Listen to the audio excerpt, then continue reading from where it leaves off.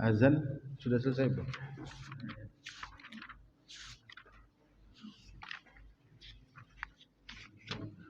Azannya sudah selesai?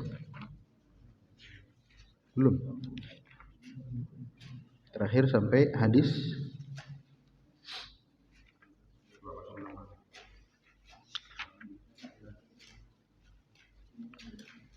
dari siapa rawinya? Abi Mahzurah. Sekarang Jabir. Jabir udah kayaknya ya. Abu Qatadah sudah? Ya, hadis Abu Qatadah ya. Ya, ininya siapa rawinya? Abi Qatadah.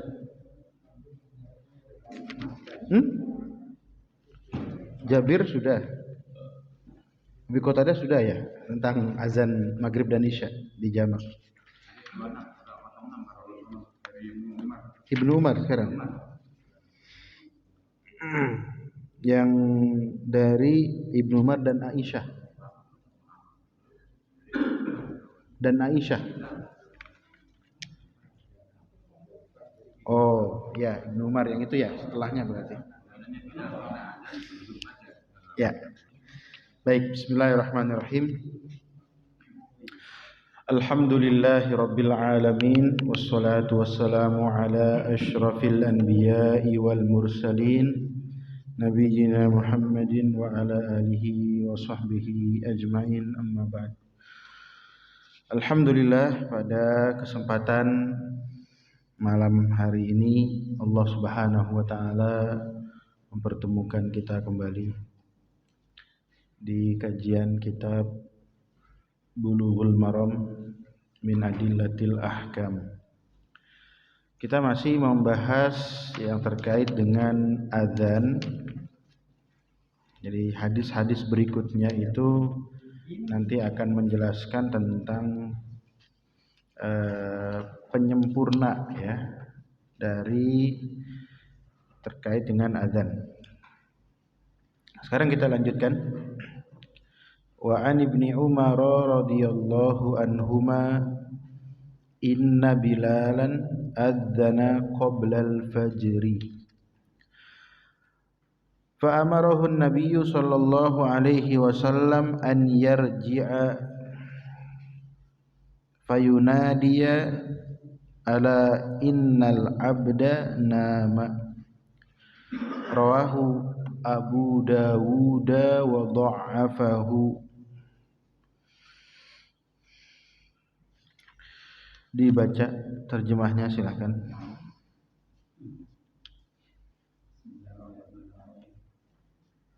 Dari Ibnu Umar, bahwasanya Bilal menazan sebelum fajar. Maka Nabi sallallahu alaihi wasallam perintah dia kembali ke tempat azan dan ini sebelumnya hamba-hamba Allah tidur. Diriwayatkan dia oleh Daud dan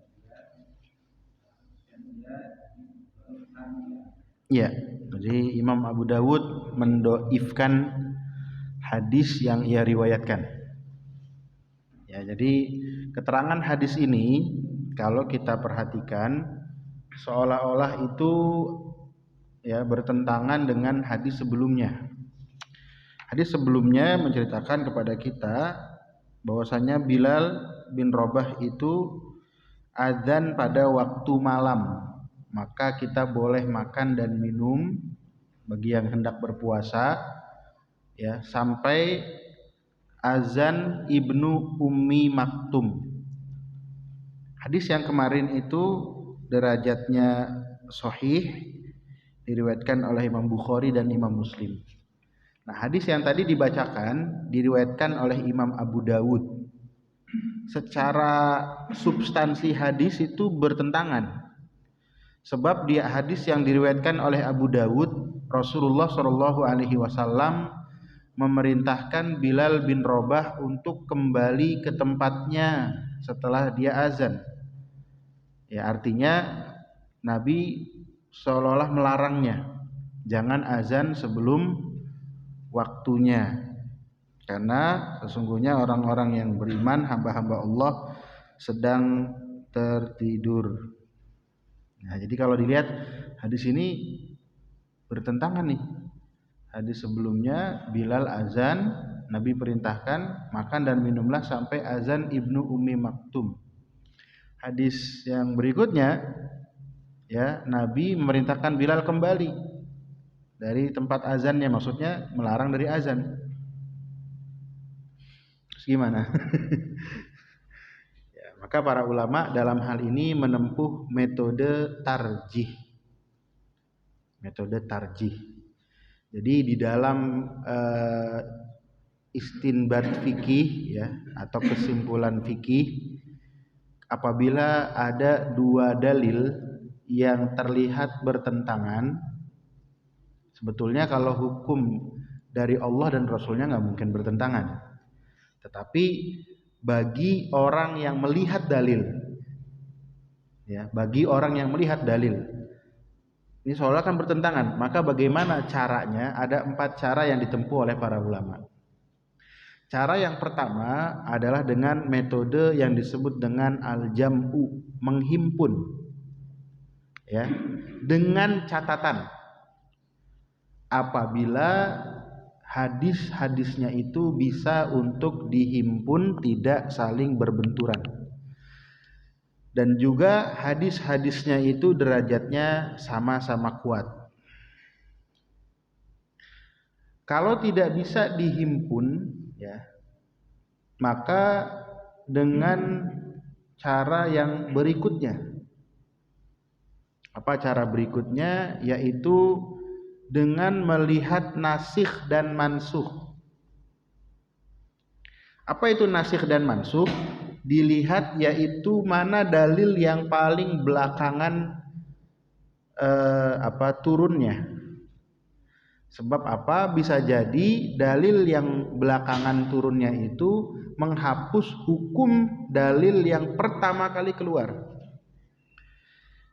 Sebab kan zaman pensyariatan ya itu masih memungkinkan untuk penyempurnaan syariat.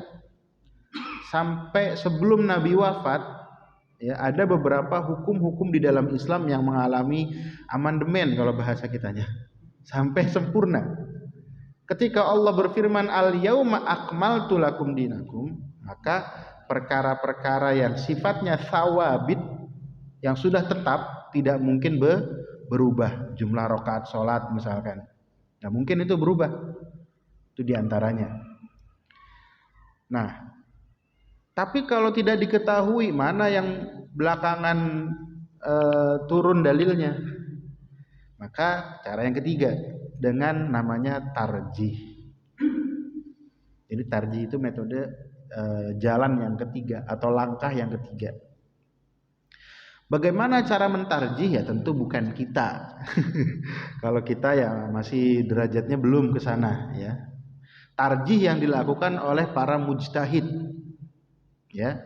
Maka tarjih-tarjihnya Imam Syafi'i terhadap dalil dikumpulkanlah oleh murid-muridnya, jadilah mazhab Syafi'i. Tarjihnya Imam Ahmad dikumpulkan oleh murid-muridnya, jadilah mazhab Hanbali. Tarjihnya Imam Malik dikumpulkan oleh murid-muridnya, jadilah mazhab Maliki. Tarjihnya Imam Abu Hanifah, murid-muridnya mengumpulkannya, maka jadilah mazhab Abu Hanifah atau Hanafi. Jadi itulah kenapa munculnya mazhab di kalangan para ulama terdahulu. Nah, metode tarjih diantaranya ada yang dengan metodenya para fuqaha, ya caranya itu sangat beragam. Ada yang dengan metodenya ahli hadis. Nah, diantara metode ahli hadis dalam mentarjih yaitu melihat sanad hadis tersebut. Ya, kalau misalkan hadisnya dikeluarkan oleh Imam Bukhari dan Muslim, disebut muttafaq alaih kita menyebutnya, itu adalah derajat hadis yang paling tinggi sahihnya. Ya, berbeda dengan hadis tersebut diriwayatkan oleh Imam Bukhari saja. Itu. Jadi berarti yang pertama adalah hadis yang paling tinggi nih ya, derajatnya adalah hadis yang muttafaq alaih. Derajat yang kedua adalah hadis yang diriwayatkan oleh Imam Bukhari saja. Yang ketiga adalah hadis yang diriwayatkan oleh Imam Muslim saja. Yang keempat adalah hadis sahih. Hadis sahih yang sesuai syarat. Syarat yang maksud adalah rawi-rawinya adalah rawi-rawi Bukhari dan Muslim. Rawi itu periwayat hadis. Jadi jalur guru-gurunya itu adalah tidak, hadis ini nggak dikeluarkan oleh Bukhari Muslim. Misalkan dikeluarkan oleh Imam Nasai, tapi Imam Nasai meriwayatkan hadis ini sama seperti Imam Bukhari meriwayatkannya melalui jalur guru-gurunya. Ada yang seperti itu. Ya. Nah, itu derajatnya di bawah. Nah, kalau misalkan di bawah itu lagi, maka nanti bukan hadis sahih jadinya. Sebagaimana hadis yang dikatakan oleh Imam Ibnu Hajar di sini. Rawahu Abu Dawud wa dha'afahu. Diriwayatkan oleh Abu Dawud dan Imam Abu Dawud sendiri melemahkan hadis ini. Ya, jadi para ulama dulu